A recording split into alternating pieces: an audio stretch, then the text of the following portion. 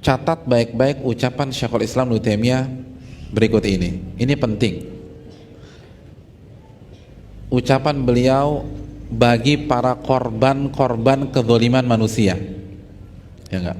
Makanya ini baik buat antum. Antum kan para korban semua nih. Ya enggak?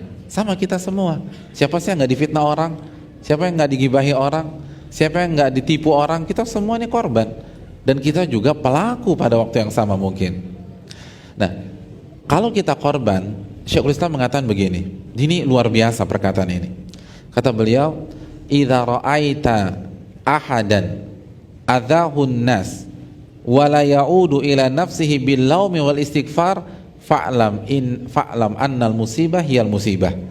Kalau Anda melihat seseorang dizalimi oleh manusia, disakiti oleh manusia, lalu dia tidak mengembalikan kasus ini ke dirinya sendiri, tidak mengevaluasi diri, tidak mengaudit diri, dan tidak menyalahkan dosa-dosanya, kesalahannya, lalu tidak beristighfar, maka inilah musibah yang sesungguhnya, kata Syekhul Islam.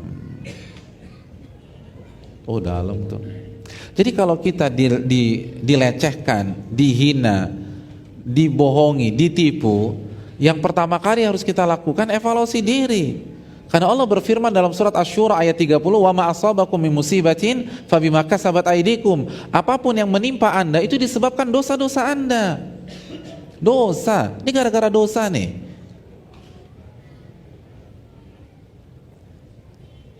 Tapi Ustadz, dalam kasus ini saya benar-benar korban, betul.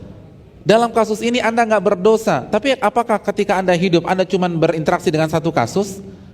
Anda kan berinteraksi dengan banyak kasus. Bisa jadi dosa Anda di kasus yang kelima, kenanya di kasus kedua. Jadi evaluasi diri. Ini kita salah apa nih sampai dia lecehkan saya?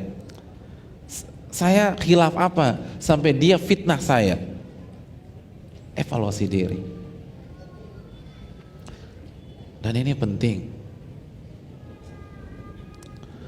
Dan ini berat. Kalau orang kena penyakit, dia akan lebih mudah evaluasi diri, karena nggak ada kambing hitamnya. Tapi kalau udah jelas-jelas dia nipu saya Ustadz, kan susah nyalakan diri sendiri. Wong ini kambing hitamnya jelas kok, semua paham bahwa dia yang nipu. Tapi dalam Islam kita diajak naik ke level yang lebih tinggi. Kalau Anda ingin berkembang, evaluasi diri. Karena saya ingin, kezaliman orang kalau pakai kacamata akhirat merugikan kita atau enggak? Kezaliman orang lain kepada kita, kalau kita lihat pakai kacamata akhirat, itu merugikan atau menguntungkan? Menguntungkan. Jadi nggak perlu kita pikirin dianya, yang perlu kita pikirin dosa kita nih. Karena dosa kita akan menghancurkan kita. Kalau kezaliman dia, itu akan menggugurkan dosa, meningkatkan derajat. Lalu nanti pada hari kiamat pahalanya kita ambil atau kita transfer dosa kita kepada dia. Ini kan menguntungkan. Yang jadi masalah dosa kita. Jadi evaluasi dosa, karena semuanya gara-gara dosa kita.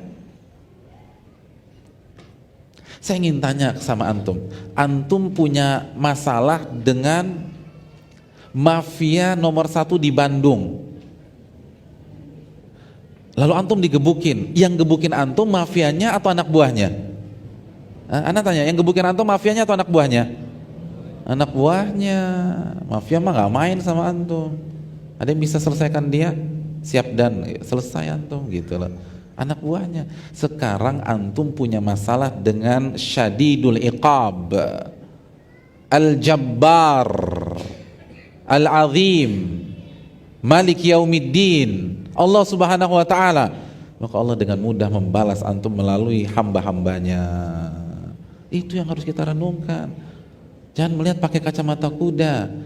Ketika kita maksiat, itu kita masalah dengan yang punya neraka, yang punya alam semesta, yang kalau marah tidak ada yang bisa menandingi kemarahannya, yang kalau menyiksa paling pedih siksanya. Allah balas kita melalui hamba-hambanya, dan itu yang terjadi.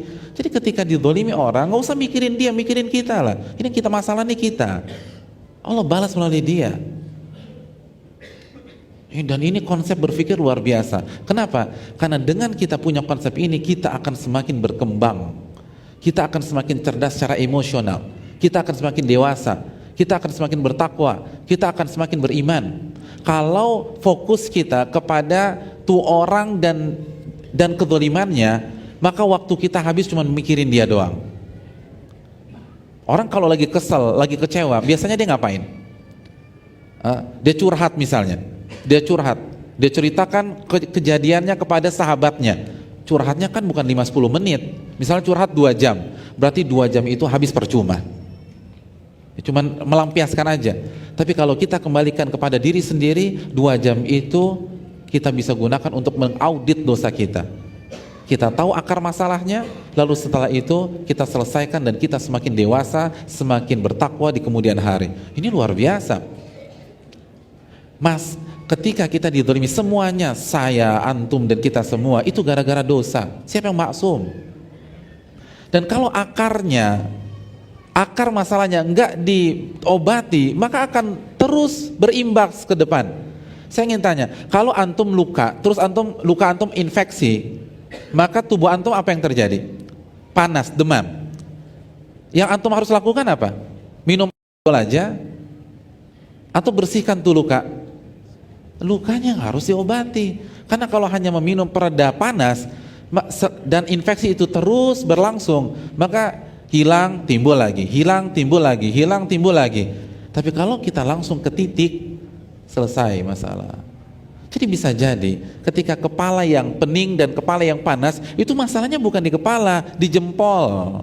Nah begitu juga kita punya masalah dengan teman bisnis kita. Bisa jadi masalah kita bukan di bisnis itu, masalah kita dengan istri kita. Kita zalimin istri kita, Allah balas melalui rekanan kerja kita, kan bisa. Anda mentang-mentang Anda pemimpin, Anda keras sama istri Anda zalimi istri Anda bosi dengan istri Anda. Di atas langit kan masih ada langit, Allah balas melalui pihak lain. Kita dikerjain sama orang lain. Jadi ini yang perlu kita camkan. Dosa. Hadirin, boleh kita dendam tuh boleh. Dan kita mau tuntut sampai akhirat itu boleh kalau kita terzalimi. Sebagaimana pernyataan Abu Nuaim dan ulama yang lain. Tapi kata para ulama, orang yang dendam itu nggak bisa tidur. Yuqallibul layal, kata mereka.